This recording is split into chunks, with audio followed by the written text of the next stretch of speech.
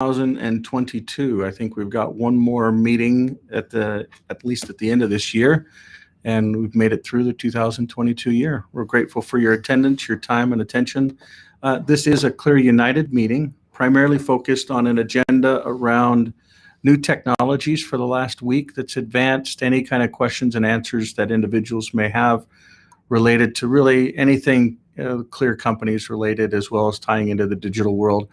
At the end of this year, you'll see a pretty material transition with the digital world. We'll talk a lot about that today, so feel free to join. I'll go ahead and give you a URL for Clear One if you have questions. We're grateful for those that are also on. Let's do a real quick check as far as hosts. So we've got Terrence, thanks for coming in from down under. Wally, L, these are all folks in compliance and or support. If you've got questions, feel free to direct them to them if they're support related questions or compliance related questions. Otherwise, we look forward to getting into the details as far as the advancements this last month.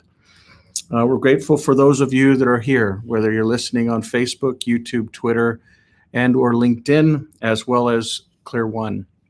Again, Clear One is an area that folks can actually interact and ask live questions. This is a private membership association meeting, and some of the things we're talking about may be forward-looking.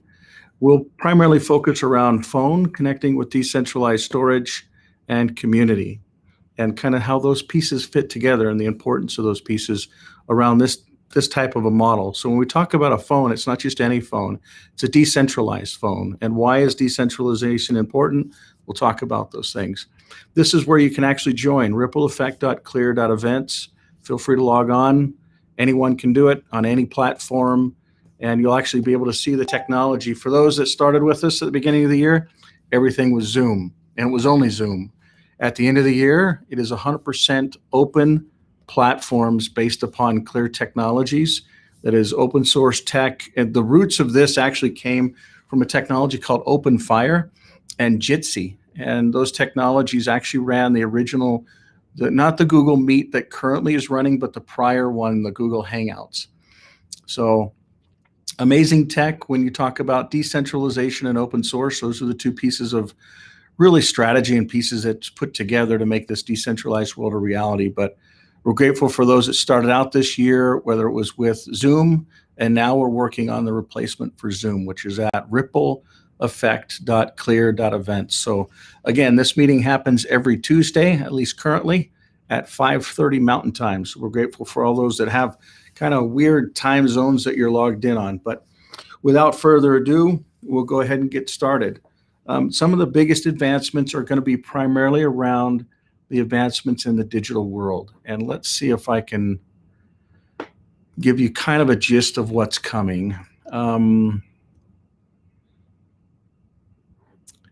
So for those of you that are aware, the current website looks something like this. By the way, we're using Clear Web as a browser. So this is actually an open source based tech where you'll be able to log in and actually manage your digital life. Whether you're using Digital Life or you're using Clear Life, the technology can authenticate through a QR code scan. You can basically build businesses, assets, and much more. A lot of that is to basically be unveiled. Also, I've personally seen the ability to scan and authenticate to create your existence within a council. That's another thing that's really big. Between now and the end of the year, what I'd like to actually, I'm going to do a poll real fast. When we talk about the end of the year, actually I'll do that at the end, but there's councils that people can join that will help to basically manage the services that get delivered. That's not saying they actually have to deliver the service, but the policy and structure around how that's actually created for the digital world. We'll talk a little bit more about that and what those things are. Some of the big advancements are around policies like this. So the digital world dispute resolution. So this is if someone has a problem with another member or another party that's involved. They have the ability to go and actually create a claim, a suit, or a class action suit. Those are the three archetypes currently drafted and in production.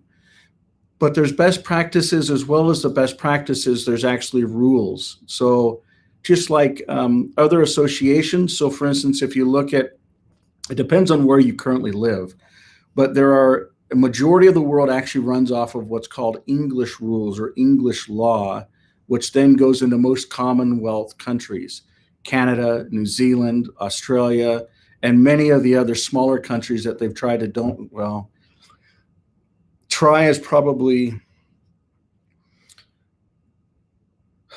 not the right word. In many cases, they did dominate, they did control, and some of these countries are actually saying enough is enough. We're going to basically run our own ecosystem. And when they stand up and say that, for instance, up in Canada, there's a lot of indigenous communities that have just been abused over the years. As a matter of fact, a gentleman named Phil Lane Jr. helped to head up a claim against the country of Canada that basically allowed churches to come in and take a lot of the little Indian kids, now not so little, and abuse and kill them. I know that may sound very harsh, but those are the two words that they really did. And they're continuing to uncover more information that's happening around that. But he actually helped to get a hundreds of millions of dollars in restitution. And actually, you know what? I'm going to play a quick video from him. For those of you that don't know, this is Phil Lane Jr., and this is his voice. His own words, not scripted.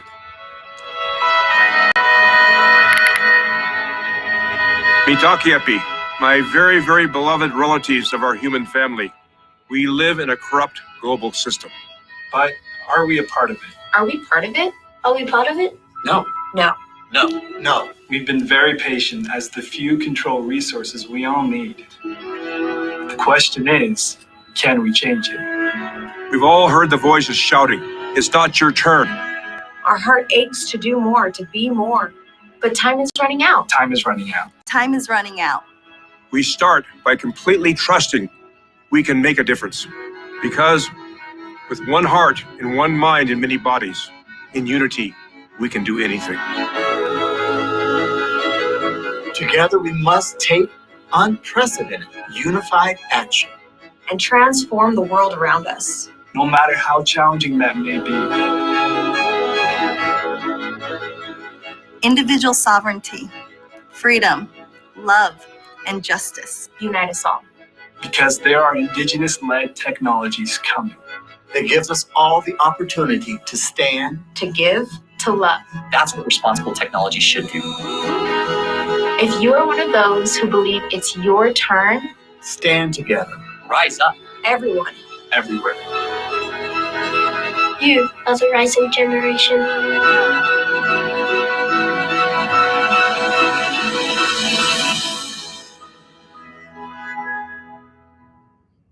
So for those of you that haven't met Phil or interacted with him, he's as true and straightforward as they get. And like I said in the last time I played that, I'm grateful that he's physically still with us today. He has dedicated his life to basically what he calls linking up the fourth way, which is not about war, it's not about control, it's about love and peace. And if you haven't had an opportunity to read the fourth way, I'd highly recommend it. He also guides basically what they call the eagle and the condor, where it's the North and South indigenous communities coming together and standing up as one instead of being all divided. He's what they call a hereditary chief. You can see inside of his headrest here different notches, and each one of these feathers are very significant and important because of the different tribes that he represents. But I would go on to say that there's a lot more. When we start digging in and understanding what this man and many others have stood up against, the centralized colonial systems. And what I'm specifically talking about is you got Spain, you got Britain, you got France. These are countries that literally started sailing and conquering different communities. And in some cases, when they went and conquered these communities, the legal system, the judicial system, a lot of it basically started on that English law. And when we talk about building this new digital world, there's a legal framework that actually has to be realized. Someone asked for his full name. It's Phil Lane Jr. is his full name. Wonderful man. or Philip Lane Jr. But basically, if you'd like to be involved, then just jump on to one of these councils, and particularly this legal or lawful council, and help us to draft these documents. Very important structures, whether we're talking about best practices, whether we're talking about rules. And it's important for organizations and entities to come together and basically build these out. The goal is to keep it small, very tight, very simple, but at the same time be able to truly provide adequate replacement for the current systems that are out there, but leveraging technology, namely decentralized technology, how people authenticate, how people provide reputation, how people provide value transfer. All of that stuff can be done based upon decentralized technologies, where you just create the policy and then humanity can basically leverage it for the better.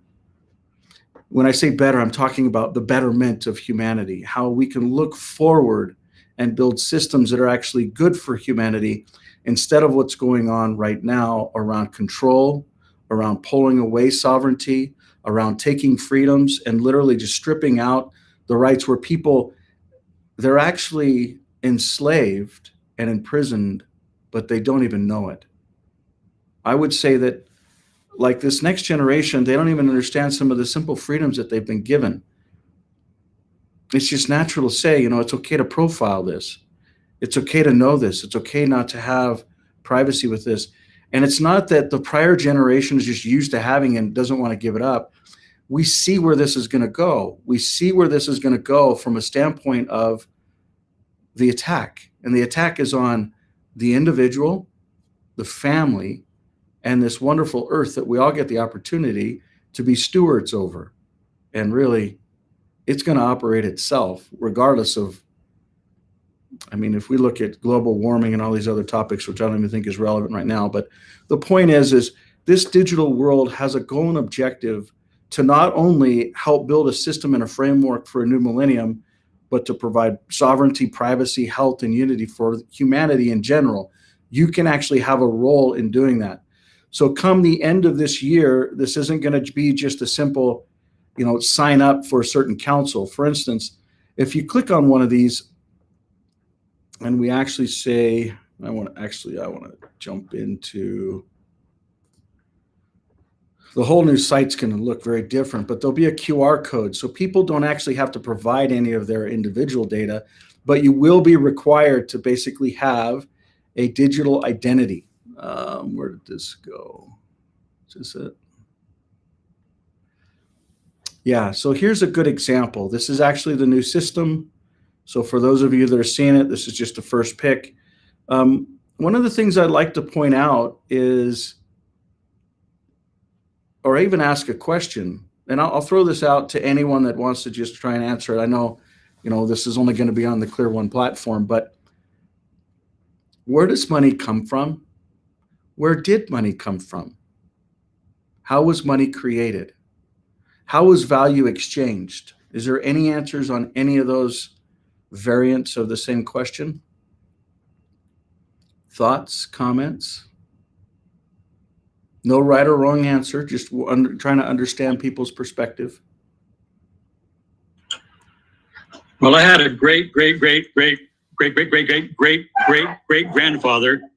who was in a cave one time, and he wanted a woman over in the next one, and they wouldn't do anything. They wouldn't give it to him, so he thought maybe he could buy it. He went over and took a couple dogs, and I think that's what started it all.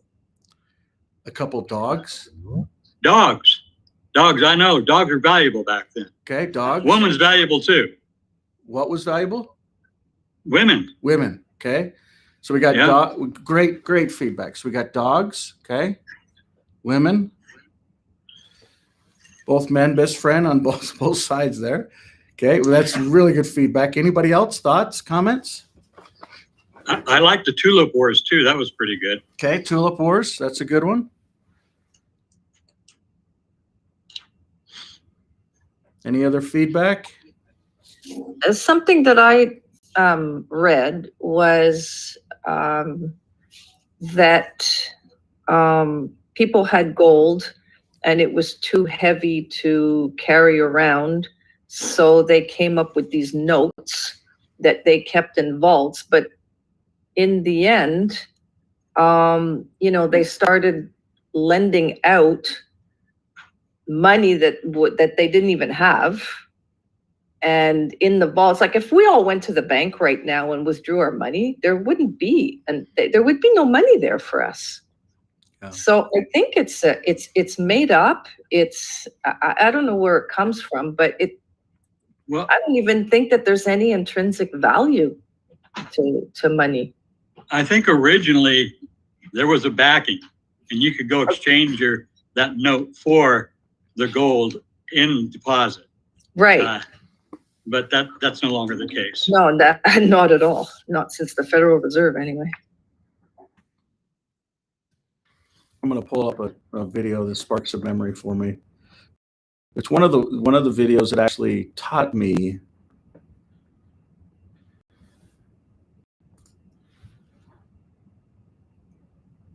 I want to make sure I find the right one.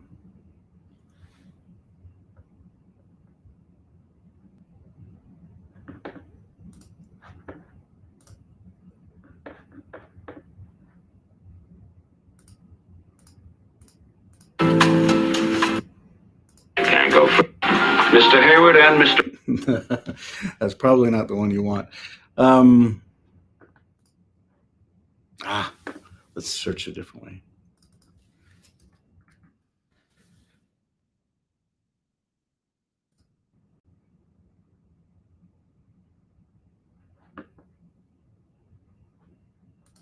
Okay, here we go. So this is it. Old Money Masters. And this is it's an older movie. Let's see here. I swear this is it. Let's see if this is. Yeah, this gets a long puppy. I'm not saying you should go watch it just because it's primarily so long. But this gentleman goes through and talks a lot about the things we just discussed.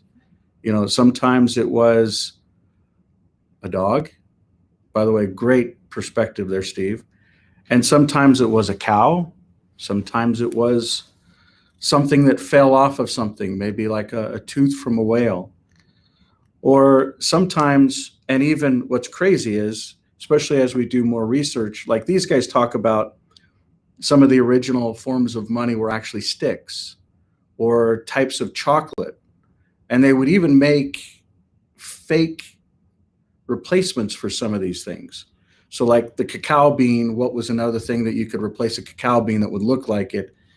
Or, avocado nuts, or just things like that they could actually share and barter with. Barter being the key. And it's usually in a closed system that actually has trust behind it. And I think we've touched a little bit about what is the trust? What is the real wealth and oomph behind it? And most of you know, at least over time, there's this thing called an adoption curve. And the adoption curve happens in almost every single part of humanity, whether it's a product, whether it's a cycle, whether it's when I mean by cycle, like a pride cycle, usually you're low, then you're high, then you come back down. Some people call it a loop. Some people call it, crazy eights as you're kind of growing up, or some people call it S curves as you're growing. But the point being is we usually don't stay stagnant in whatever we're doing.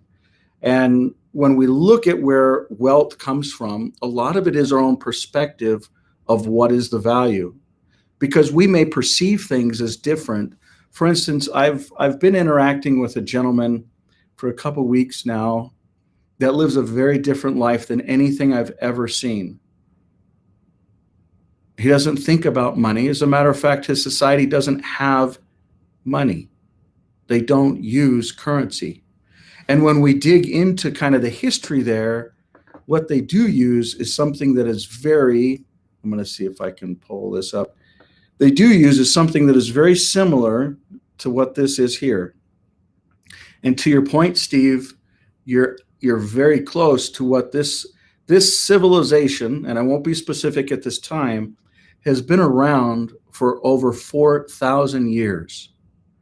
Their financial system has actually worked and they've thrived way before colonialism ever existed.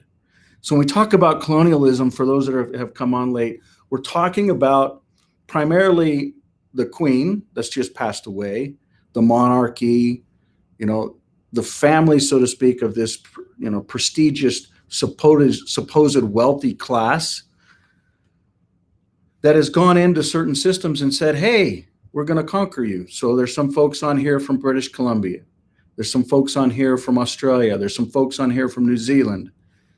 All of the systems that are built from your different land. For instance, who gave the name New Zealand?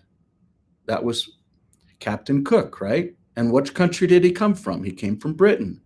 And what was the real name? Aotearoa, which was their native name. That the folks in Aotearoa had a monetary or bartering system? Do you think that there were systems around before the crown or colonialism started injecting these systems?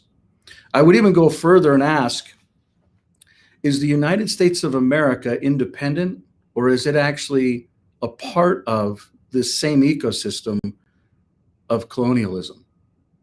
So is the District of Columbia subservient financially through, I don't even want to talk about the Federal Reserve, but is it encumbered to Britain? Does Britain have some form of control over the United States? Remember, we all understand, we all are old enough and wise enough to understand the history of how these different countries came about, but what are the makeups of these countries? What is the basis and the fabric of society? Is it they just said, hey, we've got a new declaration and we're going to declare this, and then we're going to do this? Oh, and by the way, on our tender that we create, In God We Trust, is going to be put there. But what if I told you that there was actually a society that actually believed those same things?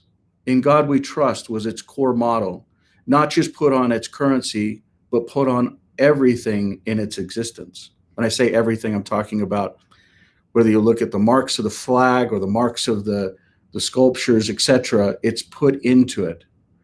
And what if I told you that they didn't actually sell their land?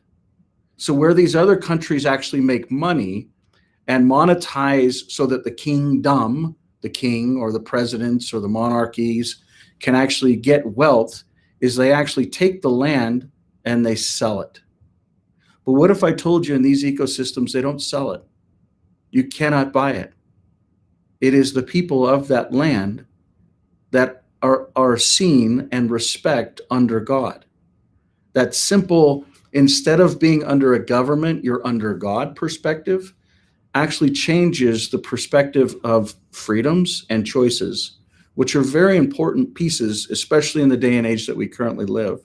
So I would just throw that out there and say, Steve, what if it wasn't a dog?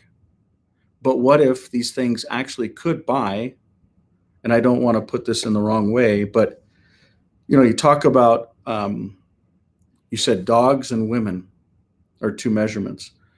We also know from special, who's going to know the name of this? I want to say it's out of Tahiti, but I may be wrong. But like the 8 Cow Wife, what's the movie that's written, that's done off of? Does anybody know? So it's basically measured based upon cows that they raised to be able to then get I don't know if they married or what, but the point that I'm driving at is whether it's a cow, whether it's a dog, or in this case, it's actually a boar or a pig. One would question, well, where did those come from?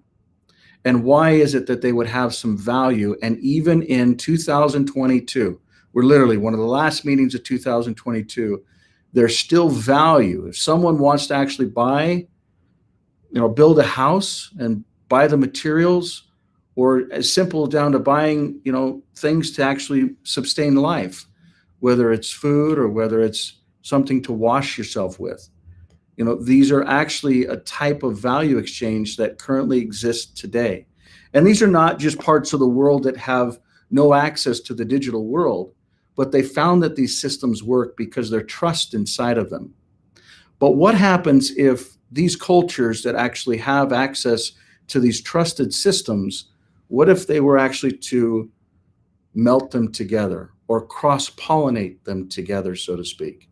So you have the advantages of the digital world that cryptographically basically guarantees not only just as a transaction happen, but there's not going to be a continual printing of value or quantities of these certain types of assets. So a lot of you can read between the lines. A lot of you have been with us and following this for a very long time. You're seeing it, but this is a big part of kind of what's to come. Imagine, and we already understand this, a system that's actually powered by the individuals, not by companies or central secret combinations. It's not just a matter of using what we've been building up over the years as decentralized phones that leverage some of the Clear decentralized apps like ClearLife, but every single Android phone that actually uses the Digital Life app that's fully open source and for the world to basically continue to leverage, where they can log into a system, they can manage their own businesses, create their businesses or organizations. It doesn't have to be a business. It could be something as, you know, if you wanted to actually say, hey, I want to buy personal effects. Maybe it's a couch, something as weird as a couch, or something as weird as, let's say, like Bob, we created a trust for you that had a home in it. And then when you pass on, you want to pass it on your posterity.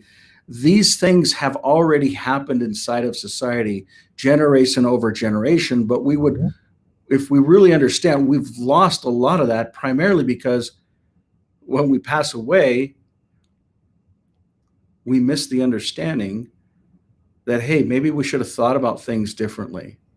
And usually you've got to kind of look at a triangulation within dispensations when the technology and the need for it actually gains alignment. And that's what I think is a perfect storm of what the digital world represents.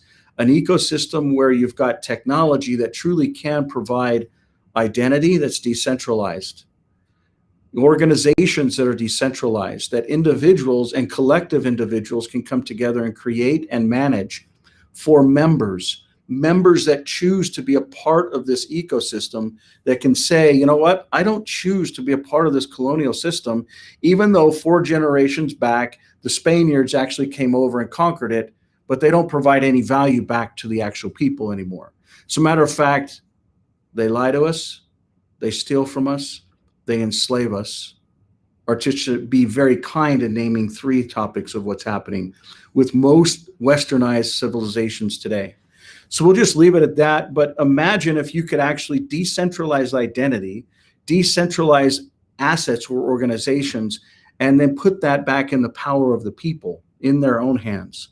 As simple as a digital device, you know, like what we call a phone, or a card that actually can link to that phone. And the combination of something just like this, where you've got a phone on one side and a card on another side, and they're linked. The physical world and the digital world are literally linked through a communication device that can actually be the future for humanity. And not only digitally, but actually cross-pollinate physically as well.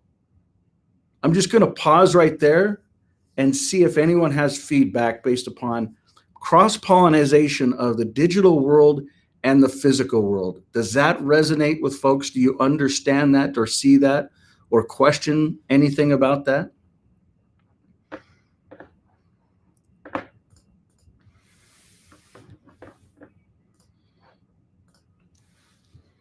Why you My guys? question Go is ahead. how? Say again. My question is how? Okay. How do you pollinate? Won't that be really dependent upon the trust of the digital system too? Mm-hmm.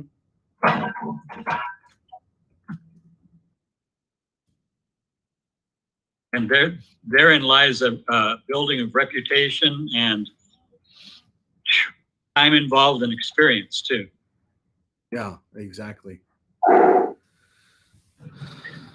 Very And good. I think because it's open source, it'll allow, like you say, everyone to participate and have some type of input in it. Yep. Ownership, control.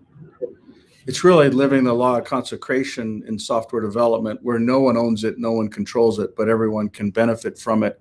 And if they want to, they can keep developing, because it goes back to that generational topic where technology and the generations at the right time with the right need and the right procedures or policies or councils can actually create an ecosystem where future generations can do exactly what Bob just said. They can continue to develop on it. When our hearts are done, our bodies, our breaths are stopped, the next generations can pick up on it and continue to keep running. So very good observations. I think back to Danielle's question around how does this actually happen is a very good question. I would go back to something that we reviewed last week around this map. Does anybody remember where this map comes from?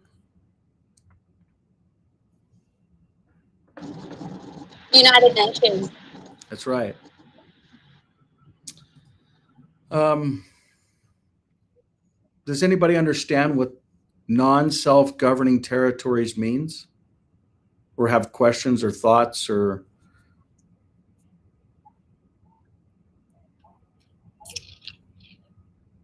They have their own governments. They think they're governing their own countries, but they're not. I lived in Turks and Caicos, and it was all controlled by the Brits.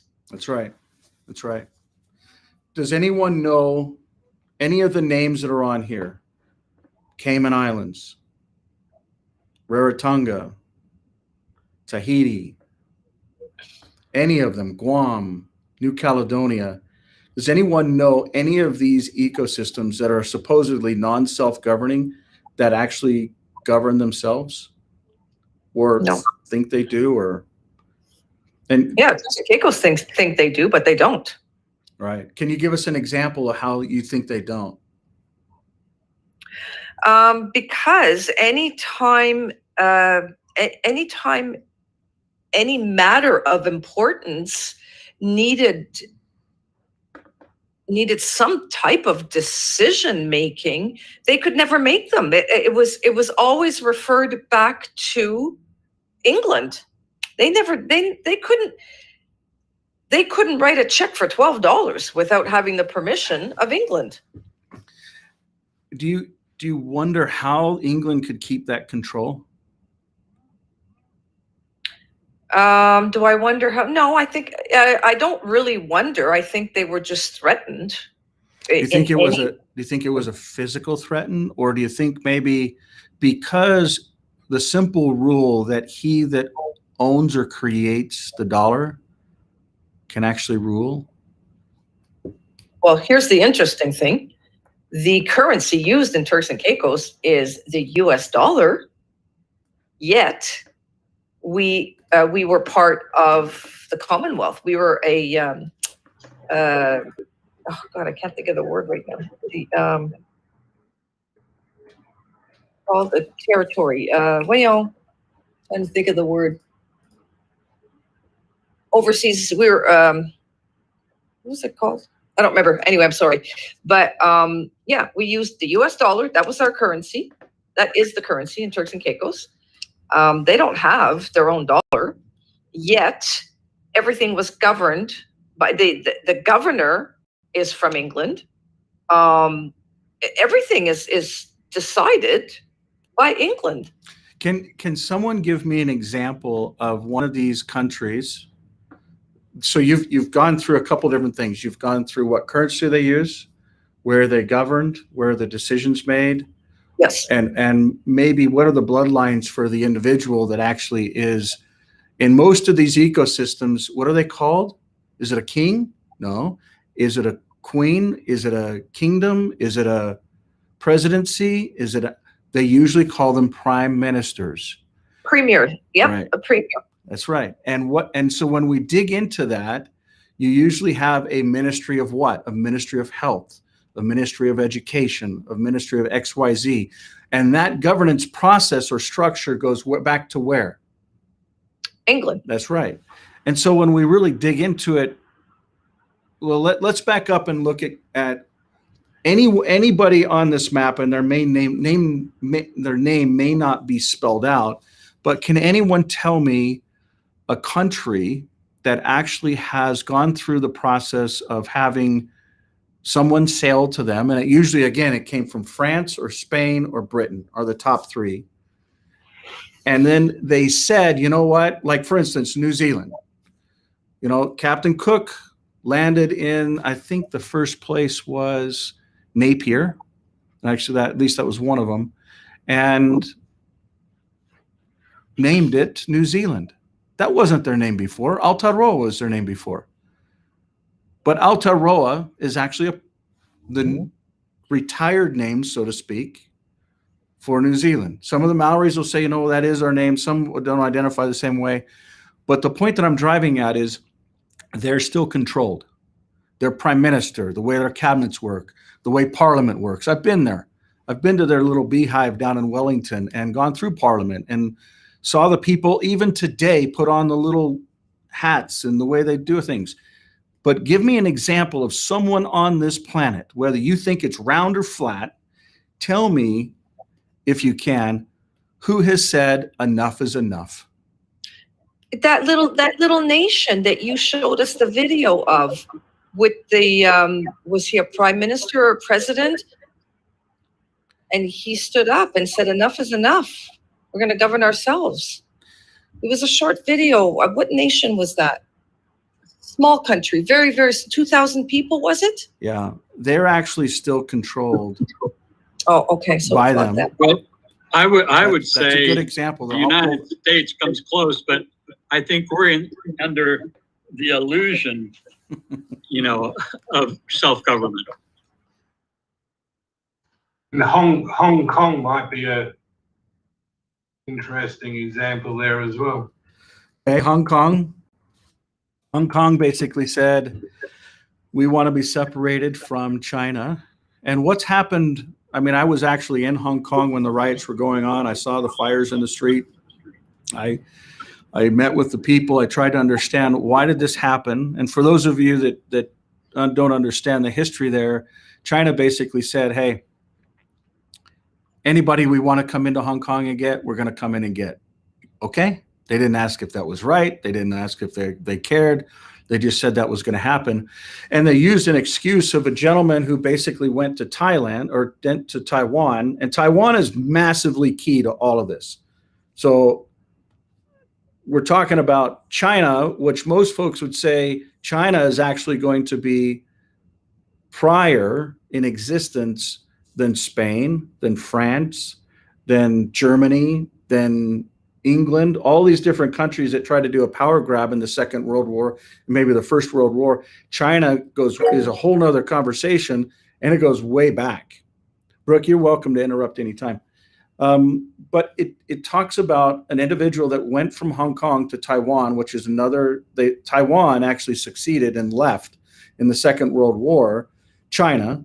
And there's a massive settlement and many other things where Taiwan basically had left from China. And we're talking, you know, a $91 trillion settlement, which is, I believe, that one of the core reasons why we're seeing inflation the way that we're seeing it. And to be honest with you, it's actually a race to see who can spend it the fastest and inflate the fastest. And that's actually how we get out of debt, if you will, we as the world. So the higher the inflation, the lower the percentage of slave or pressure or what I would call productivity a society has to have. And if you ask me, COVID is actually something that tears down that productivity of how an individual can add value in society, whether it's a widget they're creating, you know, a service or a product that they're delivering, or even how GDP is actually working. But these are really good examples. Keep throwing them out there. Other countries that you've seen that have actually stood up and said, for instance, you got New Caledonia over here. What is the name New Caledonia? So these guys have a population of 271,000 people, okay? And currently, they're kicking out the French. I don't know if people are knowing this. And if you look at Fiji right now this week, let's see if I can find you an article.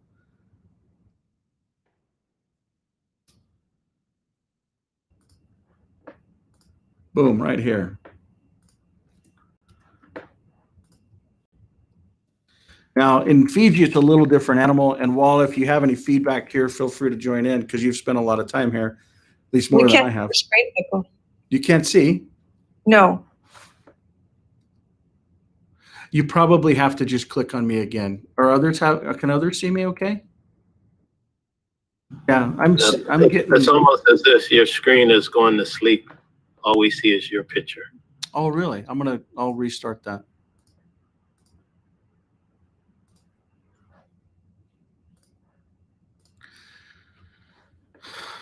Basically, what I have up is a process where an election and a power struggle is going on. This is within Fiji. Who are these individuals? What is their history? And if you look at in this particular culture, you've got a lot of folks from India, not Indians, but from India that have actually moved to this ecosystem, and you're seeing a power struggle within that. But if we come back over to this map and we look at like New Caledonia, they're saying, you know what? The French is who actually controlled us, but we're no longer. We're done with this. You know, and by the way, who actually named it New Caledonia? Do you think that's what it was called before that?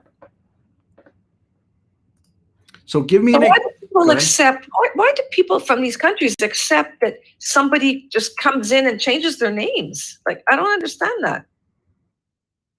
How does that happen? It's a very good example of identity and how you can control identity at the nation layer. I mean, think about it. For instance, in New Zealand, they wanted to change the flag about 4 or 5 years ago. And there were certain people that were just like, this isn't happening. We're not doing it. That's our identity, even though there's some pretty cool designs on future ones.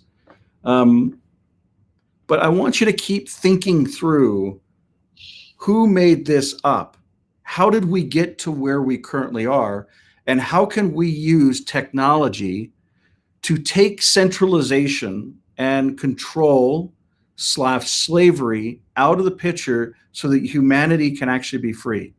I really want you to think through that and try and see if this has already been done on this globe that is determined by this United Nations. Okay, again, United Nations map of non-self-governing territories. Okay, and you don't even have to stop here. You can keep going.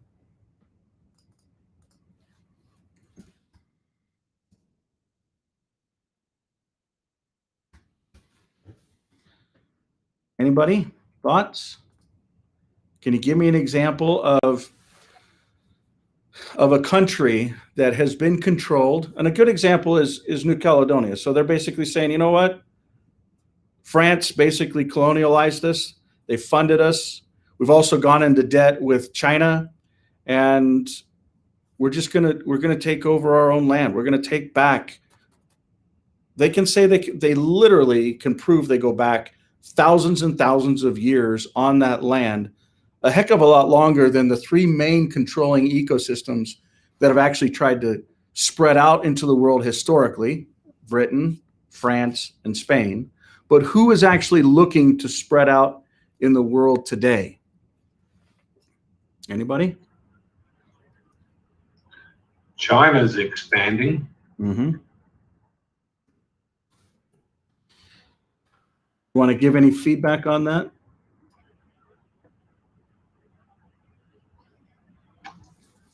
Certainly, they're putting a lot of investment into South Africa and investing in infrastructure and winning hearts and minds. You know how they're doing it? I expect technology is a big part of it. So think about it. If by the stroke of a pen, and here's a good example of it, if by a stroke of a pen, a currency can be created from a certain country, and then once they create this currency, especially if they understand fiscal responsibility, or they understand at least how to create,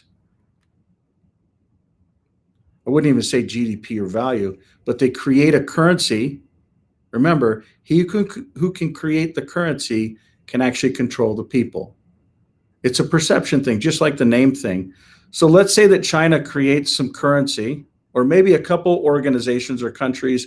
In this case, let's say that Taiwan, China, and the United States came together and said, you know what, we're all going to work together with the blessing of the IMF to create X number of trillion dollars.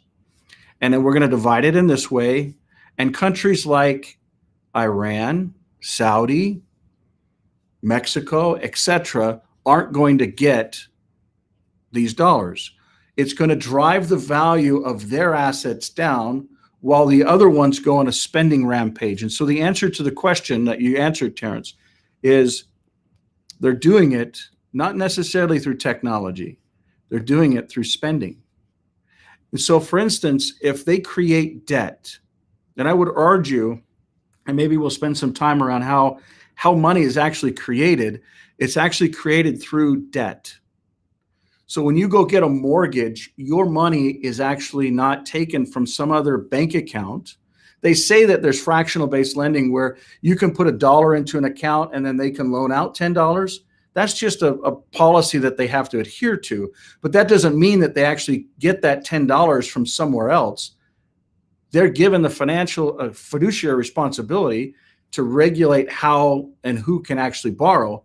But when they create that $10 to lend out, they're just depositing it into an account that someone can then use. And that is what China's doing. They're basically saying Africa, New Caledonia, Rarotonga, any of these different developing countries, if you want to build that port, if you want to build that dock, if you want to build that airport, if you want to invest in infrastructure and roads and internet, or usually it's infrastructure that they're developing in, which, by the way, that's one of the best things to actually put money into is infrastructure. It's the fastest way to inject money into the local community. But what I would argue is, who do you think's doing the work down in Africa on some of these things that they're putting money into? Maybe a port, or maybe it's a small little island, Mauritius, or different island. It could even be Australia, believe it or not, as big as Australia is. Imagine getting loans, or even New Zealand gets loans from them. So imagine the ability to say a country is going to go into debt with another country with a currency that they created.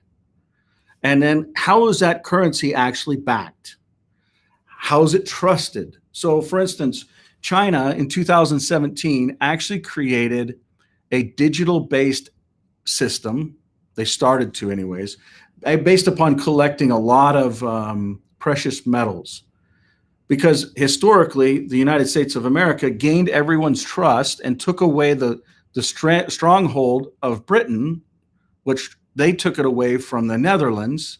So again, you have these adoption curves that people or organizations or countries are basically leapfrogging one another or handing a baton to the next one. And so when people look at the future of the China economy, when you really understand how much value their society is creating versus how much they're consuming, and compare that, let's say, contrasting China versus US. And let's say today it's probably not a good comparison. Let's put that aside for a second. If we look at the last 20 years, I would say that the United States lived way above their financial means and provided less value than they consumed. So it's a negative. So the value exchange was negative. But I would say in contrast, over the last 20, 30 years, China's done the opposite, where they've actually lived below a certain level as far as quality of life, and they've provided more value to society. What they've done with manufacturing is a good example of that.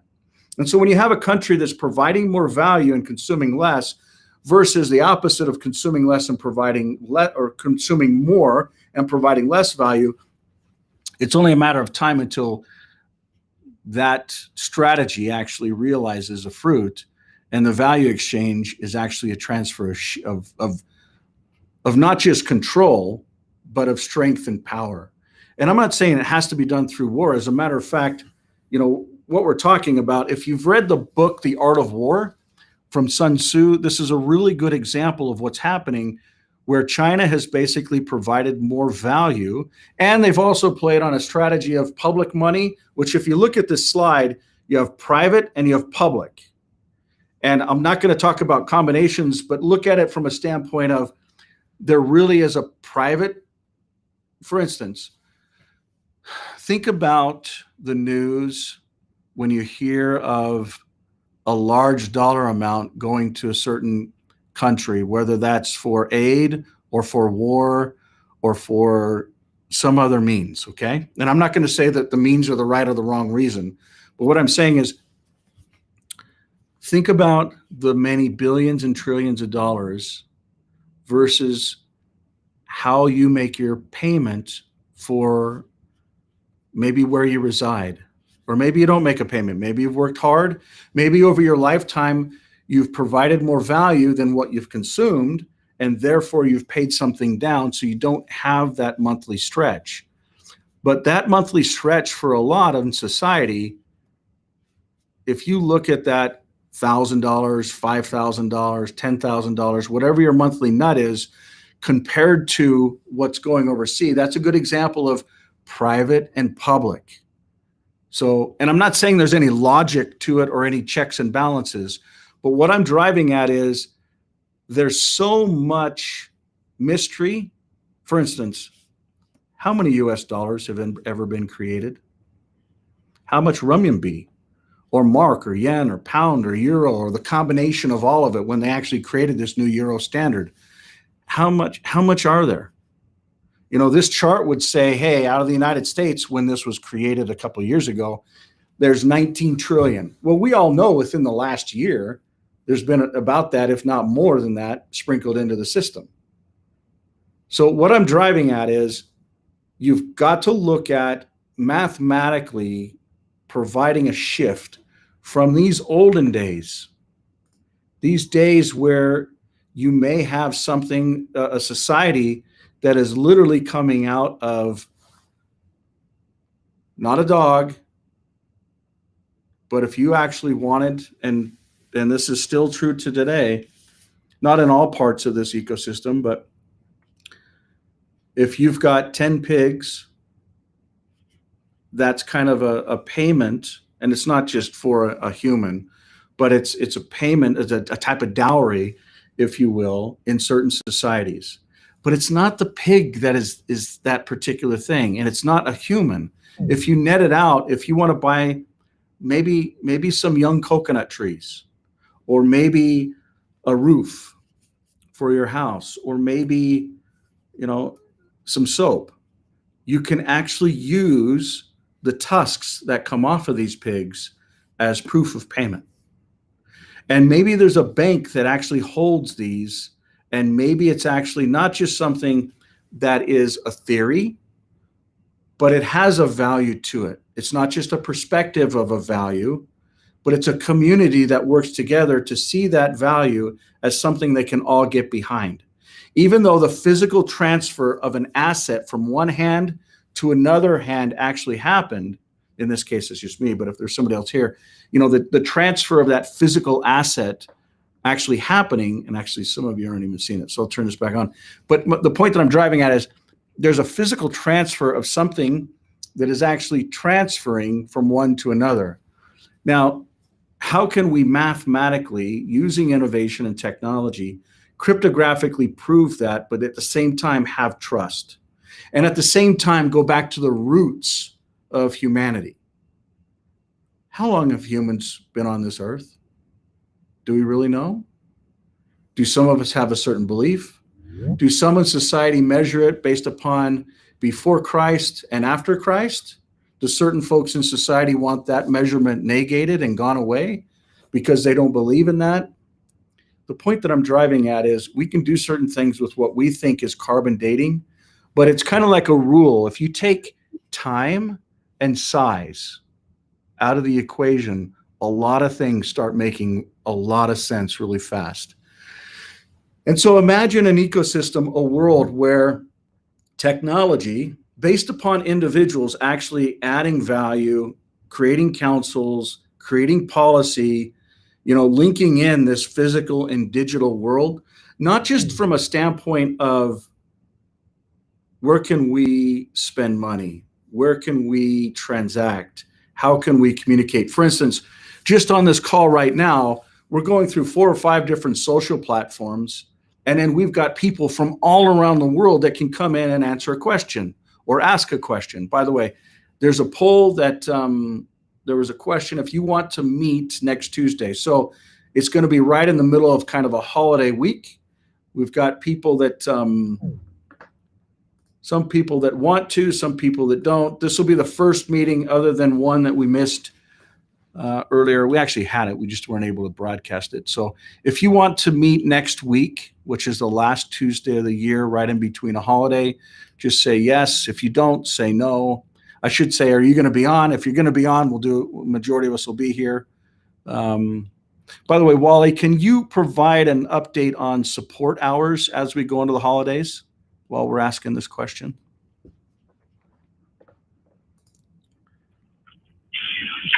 Sure, Mike. We'll be closed on the 24th, the 25th, the 31st, and the 1st. What days of the weeks are those? At least in the U.S. Those are both weekends. Okay. All right. So there's a weekend. So let's go ahead and take a poll. So we got 63% say yes, let's hold it, and 38% say no. So we'll go ahead and hold it next week.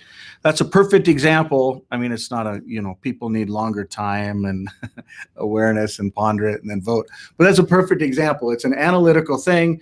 Here's the question. Which in society, go ahead, Simone, which in society, you've literally got half of the question is, what is the question? On the other side, it's what is the answer? So. Hey, Michael, Simone here. How you doing? Simone. Good. How are you? Not too bad. Hey, I jumped on a few weeks ago in relation to the commission hold in Australia, and I did what you said to do, which was to send an email to support, just a request to have my account individually audited. But I did get a response that was quite generic, saying that basically no.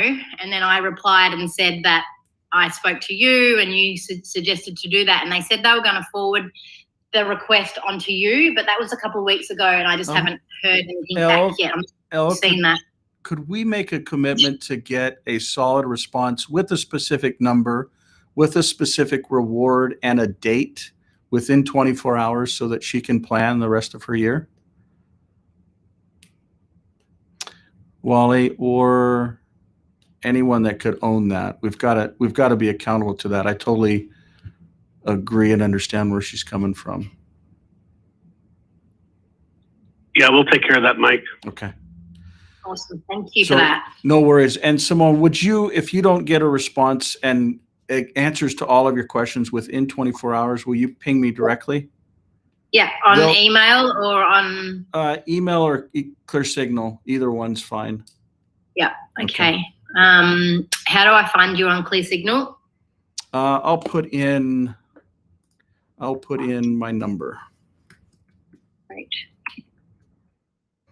So it's going to be, depending on what country you're in, it's going to be a +1 and then that number. Yeah. So that's basically the way to ping me on ClearSignal. Otherwise, you're in good hands with the support folks, but it sounds like, we've given you that opportunity, but you really didn't get where you needed to be. So yeah, I great. do know that. Thank you so much. I appreciate it. I love these calls, and this is why the phones have been a little bit glitchy and not doing what we want them to do sometimes, but I'm still here because of the vision of future, and this digital stuff is, that's what keeps me so motivated and going. That's awesome. And I would urge you and plead, if you could just jump into a support session and anything that you're having concerns or any of that stuff with, if you could let us know, or, usually, for instance, I've got a call with Terence today, actually, at 1:30 my time, just because of, we're just going to go through some of the issues that I'm having. That's making my experience not that user-friendly. So, I'm onto that. Would you give me just a high level, in one word or so? What is the issue? What are you feeling and seeing? I can't really do it in one word. I got a replacement earlier this year because my phone was perfect, but then it just started doing weird stuff, and then I couldn't use the screen at all. It basically glitched out, and this new one's starting to show signs of doing that, and messages don't send, and calls. Which phone like, are you? drop out. Which phone are you on? If you don't mind me asking. The 620, but with Google, and I'm hoping I perhaps might have to go without Google. I feel like you shouldn't. Google's That's something. Wally, can you provide color on this one particularly? Maybe not. I'm not familiar with it, Mike. Okay. Yeah. So well, you're in good hands with Terrence, and he'll take good care we'll of go you. through But, some. let's wrap both those topics together. So let's set a goal by the end of this week to have both those topics resolved, and so that you can start out next year on a kind of at least the holidays on a clean slate, so to speak. So Awesome. I really appreciate that. Thanks, Michael. goes two ways. Appreciate you. Other thoughts, comments, questions? We're kind of in the wrap-up phase. Well over that.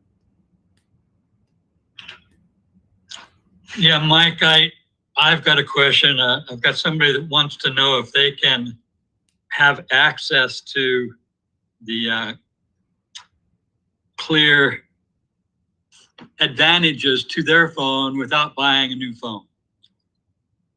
When you say advantages, can you be specific? Well, I'm like, can they buy a service from Clear to get to operate on their phone? Okay, like I T-Mobile got what you're saying. And we do have folks that do that. That's not something that we don't resell cellular service. What we do is for members of the digital world and or ClearUnited, they can buy a subscription or a phone that comes with a membership where they can get access to service. But we do have folks that are using it in that kind of a use case. I would say it's probably less than 5% that do that, but they're welcome to it. A lot of it's going to be based upon the jurisdiction. That's another thing I want people to understand. One, I'm going to pull up clear.store. Until the end of this year, there's 23% off on the phones that are fully shipping. So the 420 and 620, there's literally, actually it looks like here, it's just the 620 that's automatic, but that's going to go away in another, what are we at, in 10 days, 11 days? So please be aware of that. We are fully sold out of 2 of the 5 lines so far. And the other thing that's important is the Clear Cellular program is going to massively change. So if you want grandfathered in, now's the time. For instance, your question, Steve, it's like, hey, we want people to buy the ClearCell service. I'd highly recommend to do it before the end of the year, because come next year, the prices are going to go up. What's a lot of this kind of audit and review has helped us to do is to get the financial mechanisms back into balance. It's helped us to understand. We were running and I'm going to pull up the model real quick. I'm going to go to ClearUnited. And if we click on, or just scroll down on the homepage, you'll see basically a model that really puts the value back. And it's hard to manage this as far as a business goes. I'm going to see if I can zoom out here. But basically, you've got 100% of all revenue, and half of it, or at least 60% of it, is cost of goods. So, operations, administration, the product. So maybe this ties to service. So voice, data, text. Maybe it ties to hardware, software services. There's basically product hard costs, and then there's marketing costs. And there's no wiggle room here. So when we look at people that don't pay a bill, or people that don't return a phone, or people that buy a phone and don't deliver on a subscription, or other peoples that are bringing people into circles. And I wouldn't say that intentionally abusing that was by design, but we've seen a lot where when we kind of are ending the year and looking at it mathematically, we are running this business trying to provide a benefit and a value to springboard off of a future decentralized system for the world, and helping people to tell other people about it.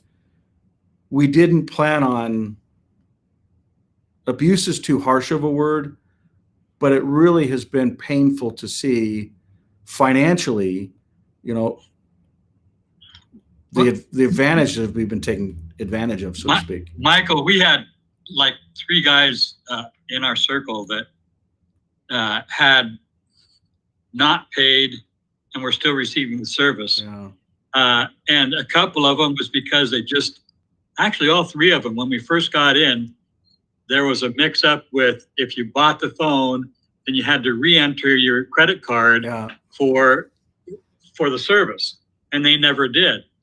But I really think on your end, it would have been better if something would have been sent out, or their phone would have gotten shut off or something, so they could have known that they were in arrears, because it went 10 months before I knew enough to check on my website and going, hey guys, what's going on here? Yeah.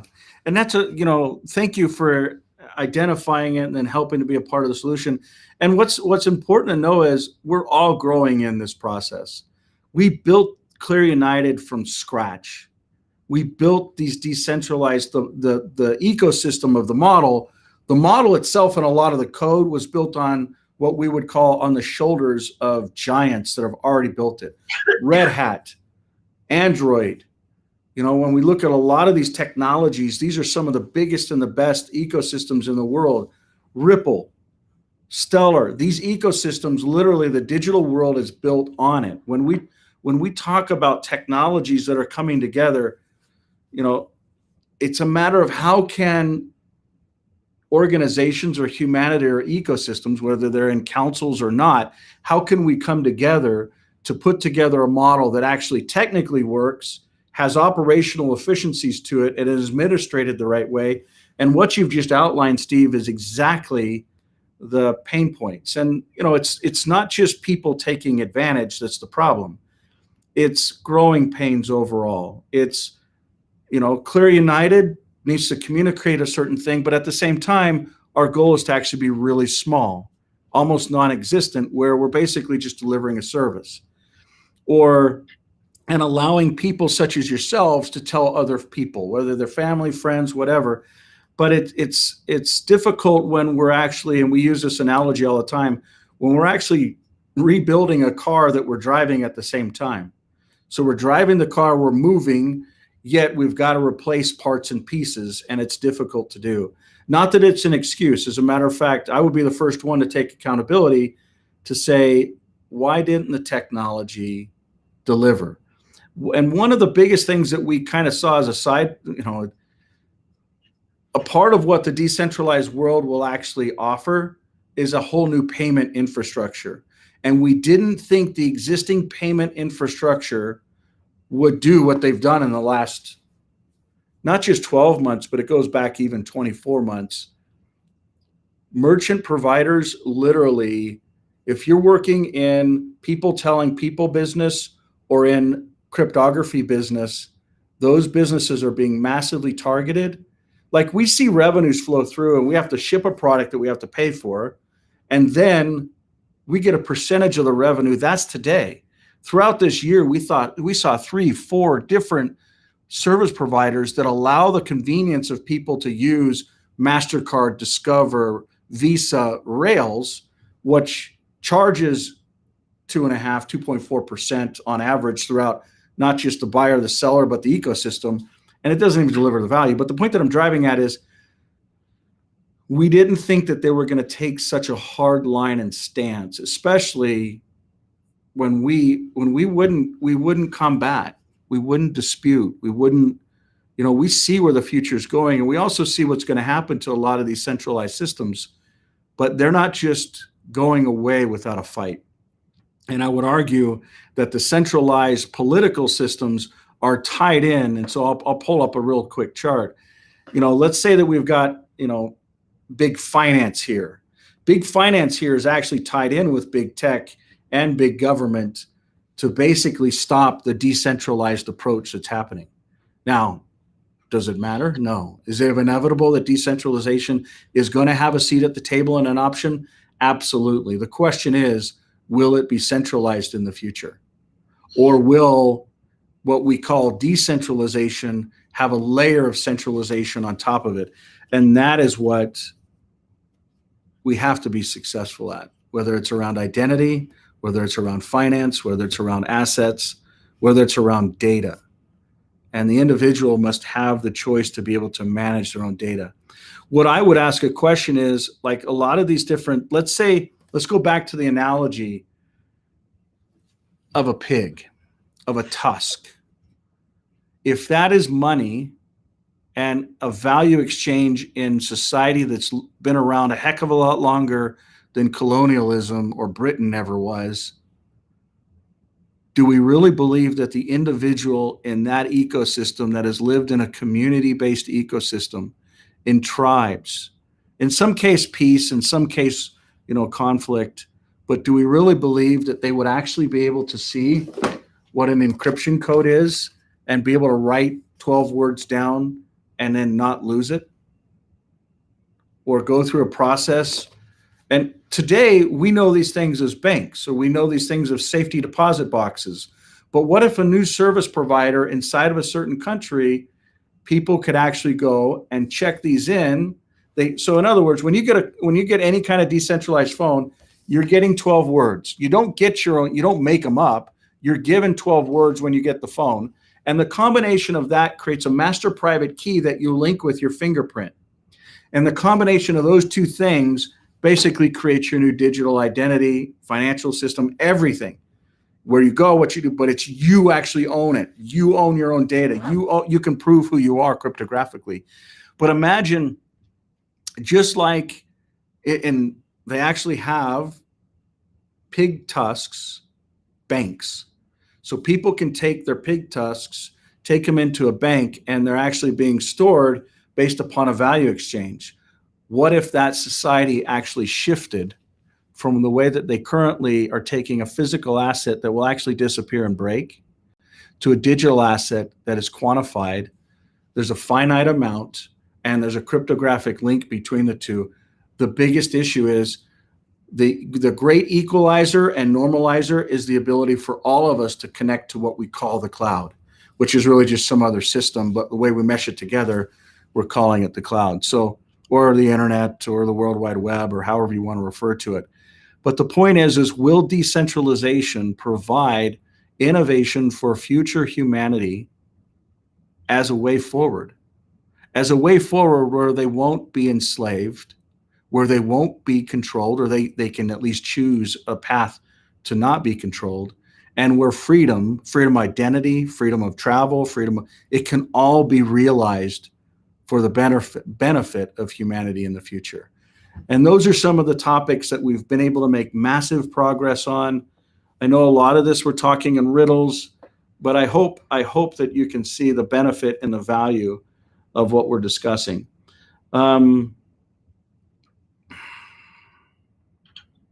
Michael? Yes, sir. Just back to my question here. I'm still kind of at a loss. This guy wants 4 lines. He's got some things in his business, like for a credit card that he needs a line for.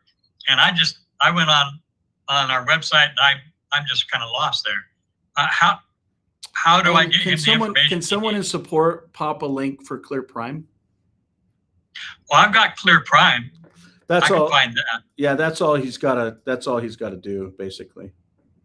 So that's going to be his best deal. Is it doesn't matter how many lines you get.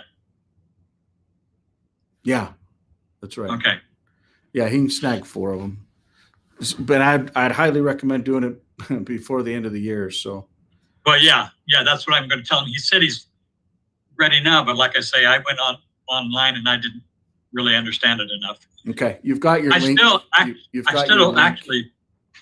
I can go to the Clear Prime a website, and they've got that's the service, whether you've got the Clear phone or not. Yeah, this is where they can basically purchase it. They do have to be a member to be able to get it. So, but this is where they would get it from.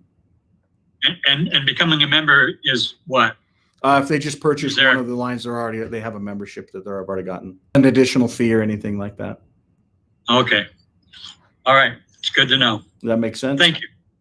Well, yeah. So in other words, if they order a Clear Prime service, they become a member. That's right. Okay. That's right. All right. Thanks.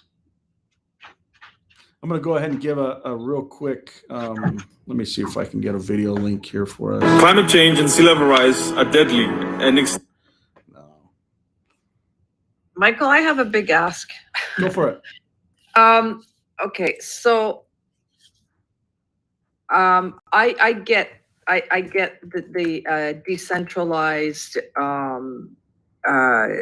decentralized world, really. I get everything, but I can't connect the dots. You know, you've been doing this for 100 years, and I watch you, I listen to you, and I'm just in awe. Is there any way that Clear could have just courses where we can just start at step 1 and work our way through it? I can't share this with anybody because I have no clue what I'm talking about. I get it internally, but I can't express it. I can't share it. And I can't connect the dots from one to the other. I understand everything that you're talking about, but I just can't connect it all together. I don't know how to go from A to B to C to D. I want to learn this so desperately. I want to be good at it. But I just don't know how. I'm like, everything is all mixed up in my head. And I understand what you're saying when we're on these calls, but then, you know, I don't know how you got there. I don't know. This is probably the best site to go to understand the history that we've had for about 13 years. And you can kind of see it right here where it breaks down the different companies. The net message, and this is how you can just simplify it. It's all about one word: decentralization. Everything that the digital world and Clear ecosystems is all about decentralization, which is a true and correct principle that provides choice and freedom and sovereignty for humanity, not just today, but really for future generations. We probably won't even realize a lot of it in our generation, or at least our dispensation of time on Earth. But you can go through and actually understand, you know, Clear Foundation, Clear Center Storage, Clear Cellular Phone, ClearUnited, people telling people. And then there's a future. Because once you have decentralization out there, you can do certain things around health and peace and sovereignty and believe it or not, even energy. But there's a wonderful video here to start with. There's a lot of content. When we look at the videos here, there's massive amounts of content. And a lot of people are like, you know, where do I even start with this? And basically every product that's been developed, whether it's a company that has a product or even a company, there's a video that's done for it, usually a 2-minute video. So these are usually keywords and illustrations that talk a lot about it. When we go through history and kind of the 11-year journey, this is a good experience here. You know, how did we actually get here? And this is a wonderful man. And I'll go ahead and wrap up on this particular one because he talks about how decentralization got into the hand. And it originally started basically on open source technology on the server networking gateway layer. So for instance, let's just go through this real fast. Go ahead. Was there another part of your question? This is Steve again. I was wondering, the referral system is going to continue?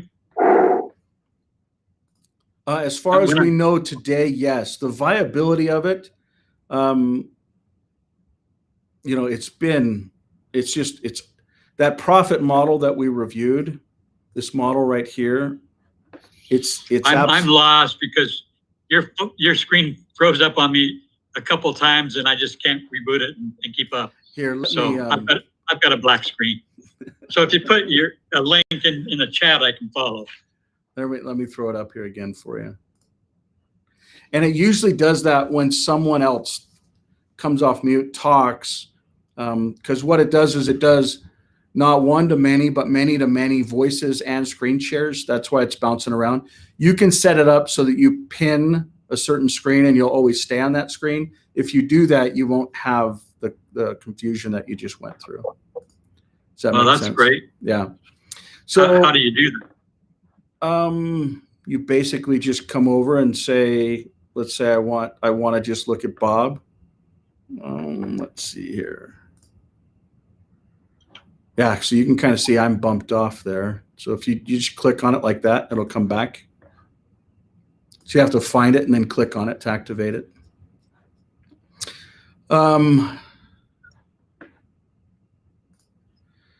So this was kind of an 11-year journey. Now it's been 13 years. But I think, Daniela, to your question and point, which is very valid,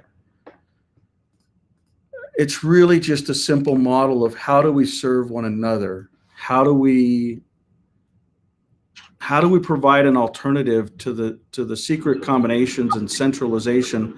And a lot of people are like, I don't get that. I don't understand that. I don't see that. I don't, things happen in society just because it happens, and what the media says is it's just, they take it for face value. Some people have learned not to. Some people have learned to test certain things that are especially, I won't go into the poke and all that type of stuff, but what I will say is we are in a dispensation where being digitally tracked and controlled, along with a financial reset, is a brutal reality. And some people are like, hey, I don't really care.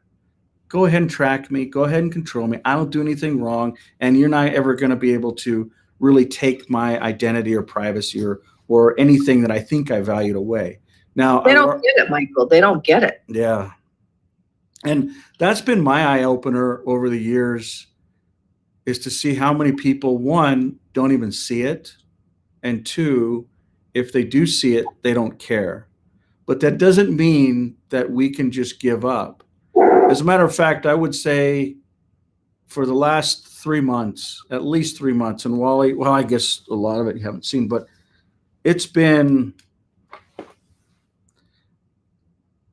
so much time and energy and effort, not because frantically out of time, because again, if you take time out of the equation, it's all going to work, and we're only going to be able to do, we can do what we can do with our time as long as we're focused. And that's one of my big things, is being able to stay focused, but multitask, but get a lot done. But the key is, how can we all lock arms and be able to do this together? And I think that's the basis of, Danielle, why you're asking the question, is you want to add value to be able to understand, to be able to go communicate. But I would say that the other side of who you're communicating with, it's kind of like the saying of, when the student is ready, the teacher will appear. Yeah. I think a lot of that, and it's also a timing thing. For years I worried that we only have so much time. And is it a concern around what are we really afraid of?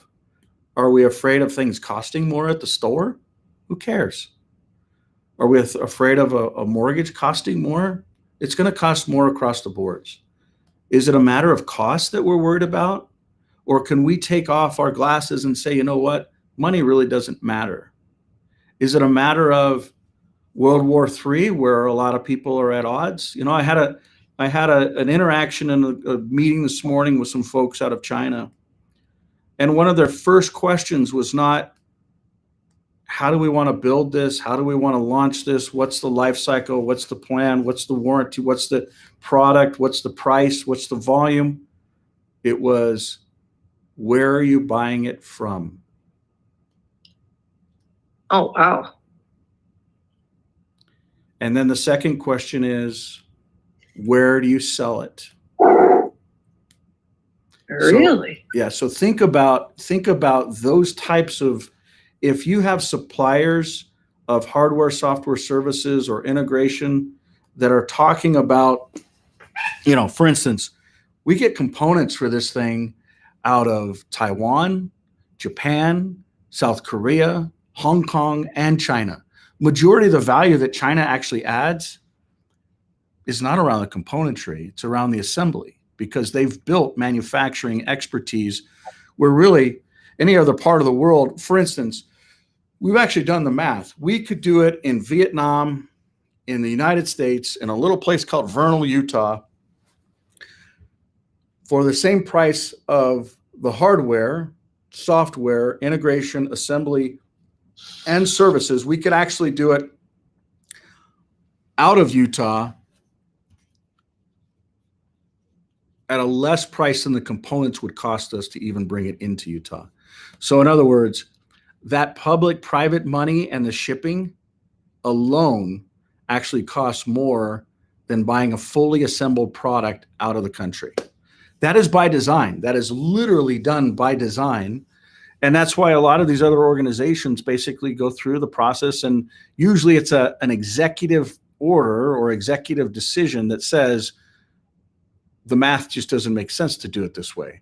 But they don't think about the other side of it around the assembly, the control, the back doors, the privacy, I don't want to call it the slave labor, because I've actually been over there, and I've been to the apartments, I've been to the halls, to the rooms, to the manufacturing, in the compounds. This was before COVID, and everyone was still wearing masks. As a matter of fact, one of the other vendors this morning, I said, "Why are you guys on lockdown again? Is it COVID?" And they're saying, "No, they are on lockdown, by the way. At least certain jurisdictions or provinces are, but it's a different reason." And I would argue that just like we talked about different countries and their names, or putting a mask on our face, or being in compliance or not, they're all forms of control. Yeah, absolutely. And they change how we look at ourselves and how we believe in ourselves. You know, I've got some brilliant kids, and they've been around me long enough to know that they question certain things, and certain schools and leadership don't like that. But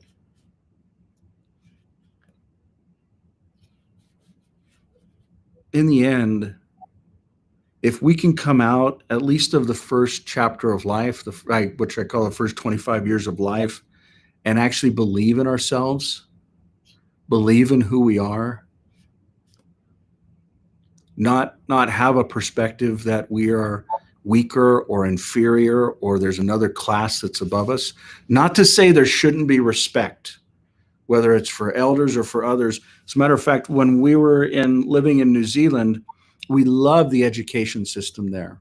And you know why we figured out why we loved it? It was because the teachers respected the children. Wow. And I believe the children respected the teachers because not only did the teachers respect them, but the parents respected the teachers because they were serving the children. We need to understand that we will die. And if we start understanding our role, not just as a godmother or a father or an individual that is actually there to influence and train the next generation, mentor, love, cherish, protect, provide. But if we understand that, I think one of the biggest reasons why I personally really know this as an important thing is because we find out who we are as individuals through serving and loving. We're not going to get it by just collecting and pointing and serving our own selfish needs. And that's a hard...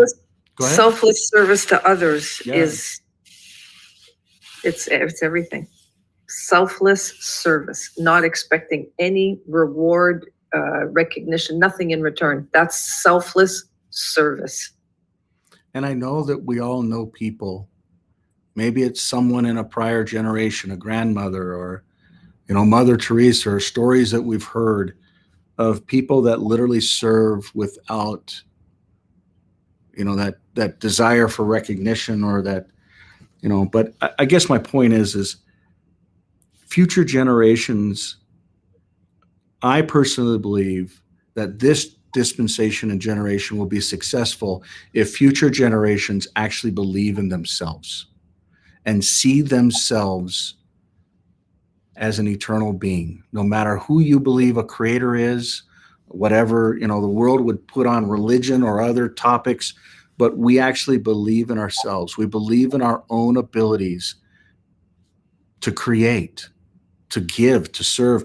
And I think there's things that have not even been understood that will happen in the future. I mean, I watched another thing this morning on how they're actually really moving forward with what they call science to actually create an artificial womb. Oh, you showed us that video. Well, it's so much even worse than that. I mean, that video is just, and that's just a good example of, okay, first we started with the food. We're going to actually make it so that this particular seed cannot germinate and create another seed. One. This particular seed can actually have these attributes. So maybe they grow plumper and brighter and redder. And then we monocrop it in such a way where we get a certain production of output. I would argue that in and of itself actually made food blah. If you've lived in the US or in a centralized monocrop society versus a society that literally grows their own food, you understand what I'm talking about with blah. It's just like the food, it tastes different. Yeah, it does taste different. It does. So think about that in the farming world applied to the human world. I can't go there, Michael. It's too disturbing. I know, but that is actually one of the things that should be a driver for us to say what they're doing with transhumanism is what they did with seeds and fruits and vegetables. And we have to stand up against it. People I've heard, I won't even make the comment around what non-vaccinated seed, and I'll just leave it at that, is worth in the future. Can we prove that? Is there real value? Is there degradation to it? Yeah, there's a documentary almost every week that's coming out about this jab and that poke and this mRNA. And I'm not even gonna address those topics.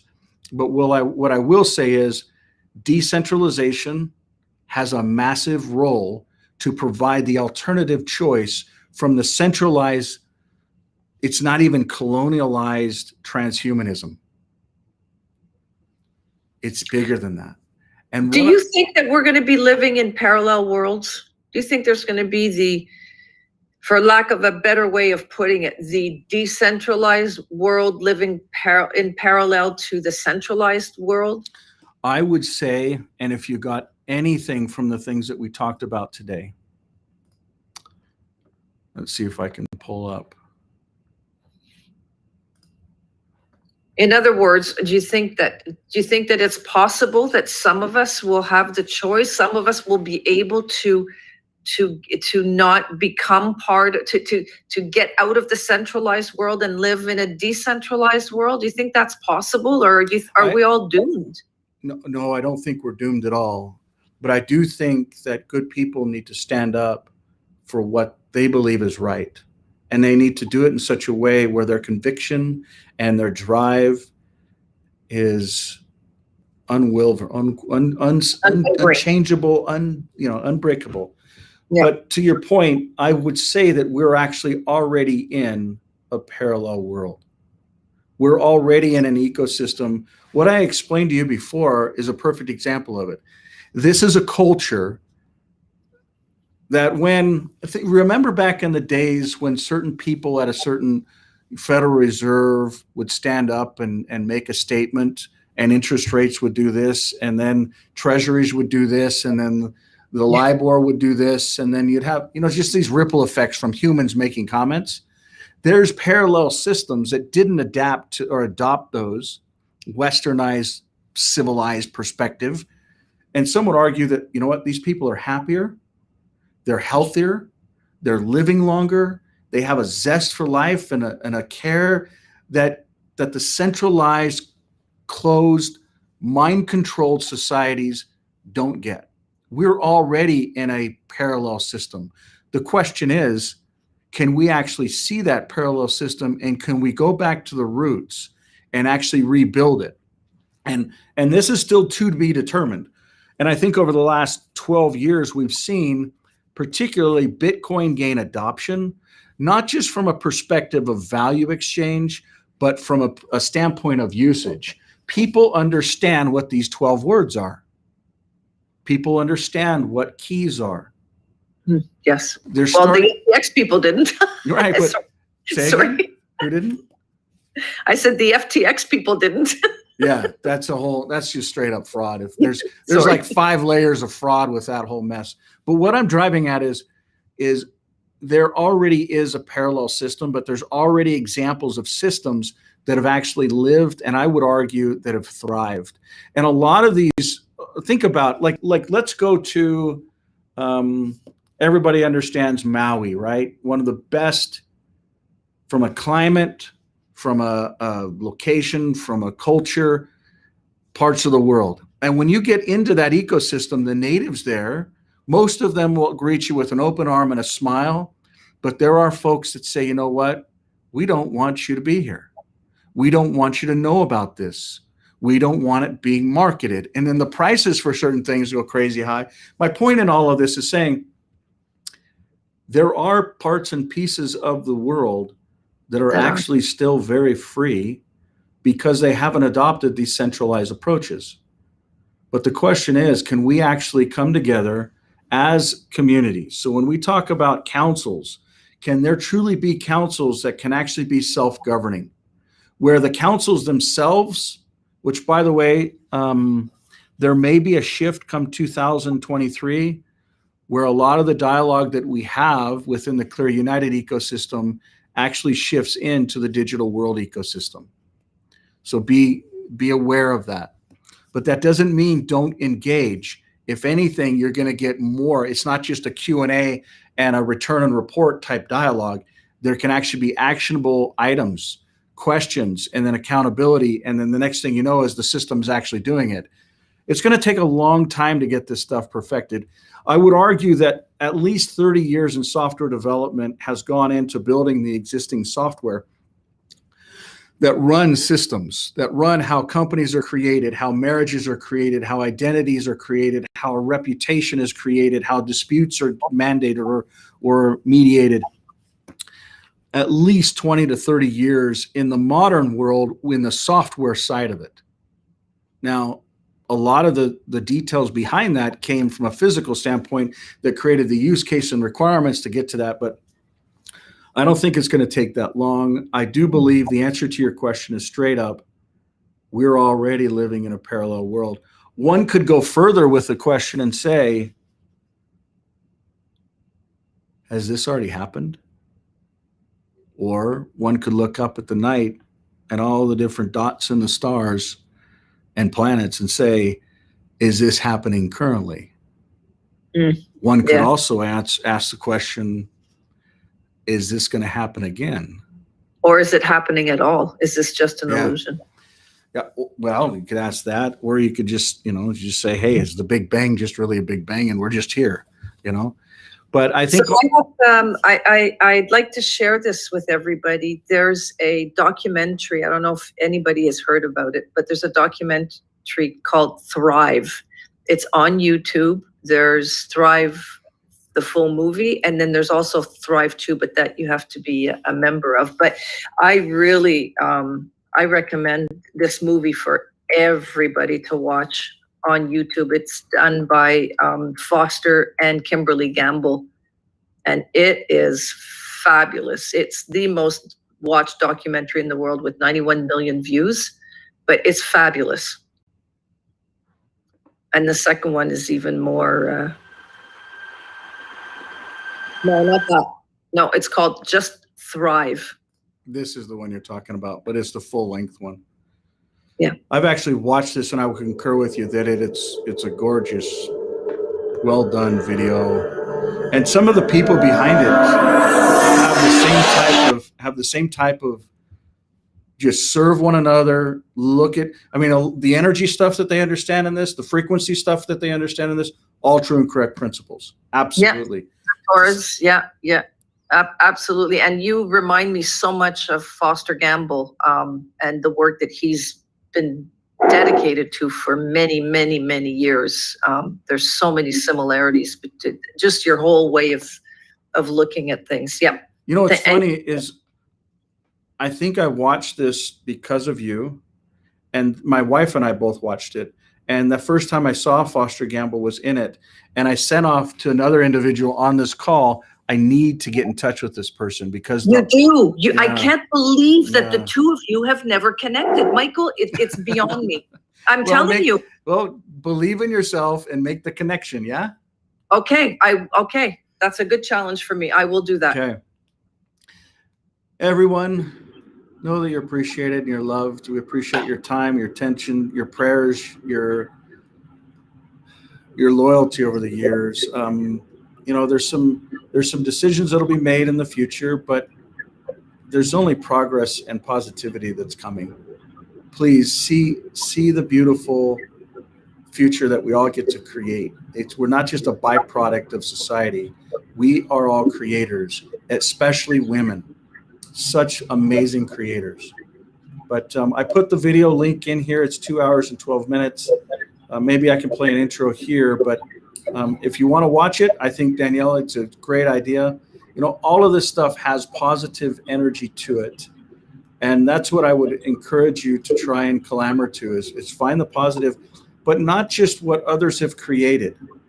Create it yourself with your children, with your family, with your neighbors. You know, you can be the light. And it's like Michael Jackson. He was always talk about, it starts with me, so to speak. So I challenge you to do that. I challenge you to come up with not just what is it you're giving or getting during this special Christmas and New Year holiday, but what is it that you can see that we've been given? And then what is it? And I think, Daniela, your question is so important. You know, is there a parallel environment? Are there already things that are going on? And we're not just a byproduct, especially those that are tuning in from Australia. There are massive, let's see if I can find some.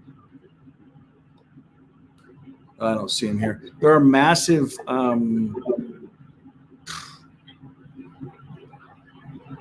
walls, and you're getting systems that are rolling out around identity, around control, around businesses that are literally just they're gonna go throughout the whole world. So please try and see your role, because if you're in one of these jurisdictions, it's not just a matter of saying, hey, I'm just going to be a byproduct of it. It's how can you actually be a voice, not to cause a big problem, but to be a solution to it, to be honest around calling it what it is, and then moving past that and just coming up with a solution to it. I see so many people do analysis paralysis about a problem, about a voter issue, around a border issue, around a health issue, around a media issue, around a financial this and that. But it's like, how can we come together and create a better system together?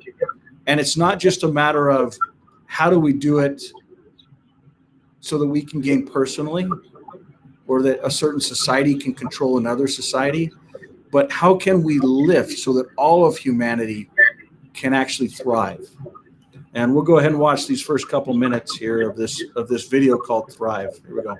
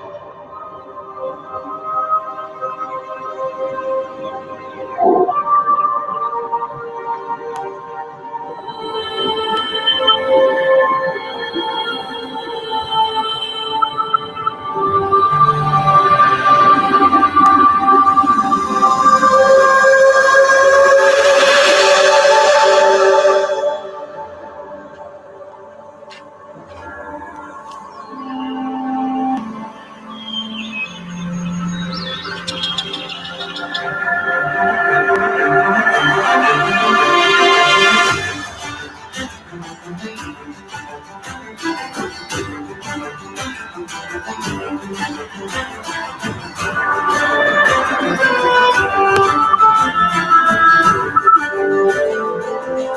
living system on our beloved planet is an eloquent expression of the universe's astonishing ability to come into perfect balance, and then to do what life is meant to do, to thrive. Thriving is the natural flow of life.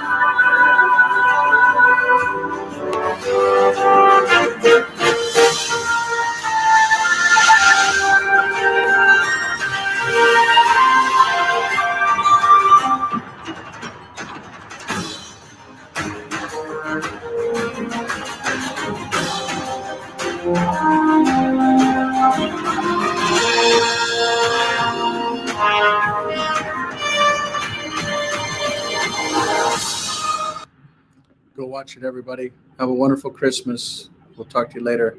Daniela, good luck with your task. Bye-bye. Thank you. Bye-bye.